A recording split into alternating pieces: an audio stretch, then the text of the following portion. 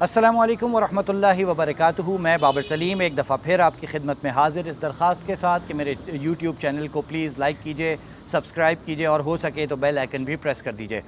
आज दुआ ज़हरा के केस के हवाले से इंतहाई अहम डेवलपमेंट्स जुडिशल मजिस्ट्रेट ईस्ट की अदालत से सामने आई। पुलिस की जानिब से इस अगवा के मुकदमे को सी क्लास करने की रिपोर्ट पेश की गई, जबकि दुआ ज़हरा के जो वालिदैन हैं उनकी जानिब से दरख्वास्त दी गई कि दुआ ज़हरा की जो उम्र के तयन किया गया है मेडिकल बोर्ड की जानिब से महकमा सेहत सिंध की, वो गलत है, झूठा है और असर नौ मेडिकल बोर्ड बनाकर दुआ ज़हरा की उम्र का तयन किया जाए। जब ये मुकदमा अदालत में आज इसकी सुनवाई शुरू हुई तो दुआ ज़हरा के वालिदैन की जानिब से दुआ ज़हरा के वालिदैन के वकील जिब्रान नासिर अदालत में पेश हुए। उन्होंने आज दलाइल देते हुए कहा कि जो दुआ ज़हरा की उम्र की रिपोर्ट महकमा सेहत सिंध की जानिब से दी गई है वो झूठी है, और उन्होंने ये दरख्वास्त की कि इस रिपोर्ट को जो है वो कबूल ना किया जाए और इसकी जगह एक और मेडिकल बोर्ड बनाया जाए या फिर दुआ ज़हरा की उम्र के तयन के लिए असर नौ उनका मेडिकल किया जाए। आज जो वकील हैं जिब्रान नासिर, उनकी जानिब से ये भी कहा गया कि जो दुआ ज़हरा हैं उनके अगवा के मुकदमे को जो सी क्लास किया जा रहा है पुलिस की जानिब से, उसमें तफ्तीश मुकम्मल नहीं है, क्योंकि उसके ऊपर जो पुलिस ने सी क्लास किया है मुकदमा वो ज़हीर के बयान और दुआ ने जो हाई कोर्ट में बयान दिया था सिंध हाई कोर्ट में, उसको बुनियाद बनाया गया है सी क्लास करने के लिए। लिहाजा पुलिस को मज़ीद तफ्तीश का हुक्म भी दिया जाए। साथ में दुआ ज़हरा के वालिदैन के वकील जिब्रान नासिर ने यह नुक्ता भी उठाया कि नादरा रिकॉर्ड में दुआ की उम्र 14 साल है, जबकि महकमा सिंध ने जो मेडिकल बोर्ड बनाकर रिपोर्ट पेश की है उसमें उनकी उम्र 17 साल आई है और ये झूठी रिपोर्ट है। उन्होंने कहा कि ये तमाम जो शवाहिद हैं और ये तमाम जो मुद्दा उन्होंने उठाया है वो इस बुनियाद पर उठाया है कि नादरा का रिकॉर्ड बहुत वाज़े तौर पे बता रहा है कि दुआ ज़हरा की उम्र 14 साल है और ये कम सिनी की शादी है, और दुआ ज़हरा मुमकिना तौर पर अपनी जो उनकी शादी की गई है वो पाकिस्तान के ख़ास तौर पे सिंध में जो कम सिन लड़कियों की शादियों का एक्ट है उससे मुतसादिम है।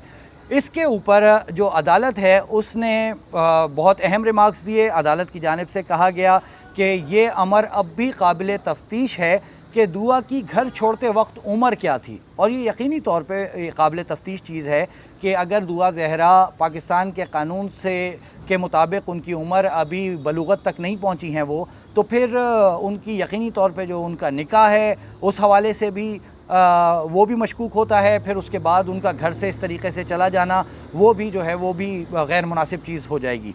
बहरहाल हक़ाइक़ को मद्देनज़र रखते हुए जो मुद्दई थे मुकदमे के, यानी कि दुआ ज़हरा के वालिदैन, उनके जो वकील हैं, उनकी तहक़ीक़ात की दरख्वास्त मंजूर कर ली गई और अदालत ने महकमा सेहत को मुद्दई मुकदमा यानी कि दुआ ज़हरा के वालिदैन और उनके वकील की दरख्वास्त पर 7 रोज़ में जो है वो उसको मेडिकल बोर्ड बनाकर या असर नौ दुआ ज़हरा की उम्र की जांच का तयन करने के लिए डॉक्टर्स को रिपोर्ट पेश करने का हुक्म दिया है। ये महकमा सेहत को हुक्म दिया गया है कि वो 7 रोज़ में अदालत में ये रिपोर्ट पेश करें कि दुआ ज़हरा की उम्र वाक़अतन उतनी है जितनी सिंध हाई कोर्ट के हुक्म पर बनाए गए मेडिकल बोर्ड की जानिब से बतलाई गई, या फिर नादरा रिकॉर्ड में 14 साल जो उम्र दर्ज है वो दुरुस्त है। इसके बाद अदालत ने जो तफ्तीशी अफसर हैं केस के, उनको कहा कि वो कोर्ट में ज़िमनी चालान पेश करें। सी क्लास ये केस आज नहीं किया गया।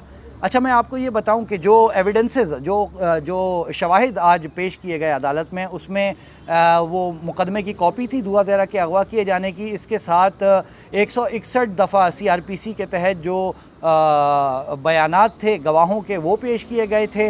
इसके साथ ज़हीर अहमद और मुनीर अहमद के जो बयानात हैं वो पेश किए गए थे। इसके साथ 161 और 164 CRPC के जो बयानात हैं दुआ ज़हरा के, वो भी आज अदालत में इनके वकील की जानिब से पेश किए गए थे।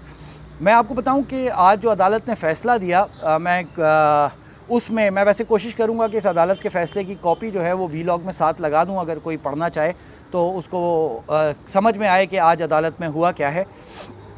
इसमें मैं आपको थोड़ा सा इसका जो ये अंग्रेज़ी में हुक्मनामा जारी हुआ है आज, मैं इसकी आपको थोड़ा सा मैं ये पढ़ के सुना देता हूँ, जिसमें ये कह रहे हैं, अदालत कह रही है, further more if the medical board is constituted as prayed by the complainant, In said application, before the secretary held such intimation of constituting the board shall also be intimated to this court within short time.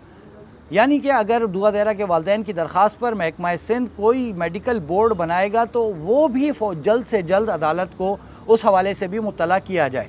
इसके साथ अदालत ने अपने हुक्म में कहा कि the investigation officer is directed to submit the supplementary report under section 173 CRPC। ये भी मैंने आपको बता दिया, ज़िमनी चालान जमा कराने का हुक्म अदालत की जानिब से दिया गया है। और इसके साथ एक अहम चीज़, the accused confined in jail are liberty to avail the remedy of bail. तो जो लोग इस वक्त इस केस में जेल में मौजूद हैं उनको ज़मानत की दरख्वास्त देने का इख्तियार भी दे दिया गया। तो ये एक आज एक अहम ख़बर थी दुआ ज़हरा के हवाले से। यकीनन उनके वालिदैन को कुछ तसल्ली हुई होगी इस हवाले से, जो मुस्तकिल कभी एहतजाज कर रहे हैं, कभी दुआ ज़हरा की गुमशुदगी, अब तो खैर वो सामने आ चुकी हैं, उनकी शादी के हवाले से एतराज़ात उठा रहे हैं। तो आज अदालत ने दुआ ज़हरा की उम्र के तयन के लिए असर नौ मेडिकल चेकअप की जो हुक्म है वो जारी कर दिया है और महकमा सेहत सिंध को पाबंद किया है कि वो 7 रोज़ के अंदर दुआ ज़हरा का मेडिकल करके अदालत को इस हवाले से मुतला करें। ये आज की डेवलपमेंट थी। अपने इतराफ़ में लोगों का ख्याल रखिए, अपने वालिदैन की खिदमत कीजिए। हयात हैं तो उनकी खिदमत करें, उनके पैर दबाएं, और अगर वो दुनिया से जा चुके हैं तो उनके लिए सदक़ात करें, खैरात करें। मुझे भी अपनी दुआओं में याद रखें। अगले व्लॉग तक के लिए मैं आपसे इजाज़त चाहता हूँ। अस्सलामु अलैकुम व रहमतुल्लाहि व बरकातुहू।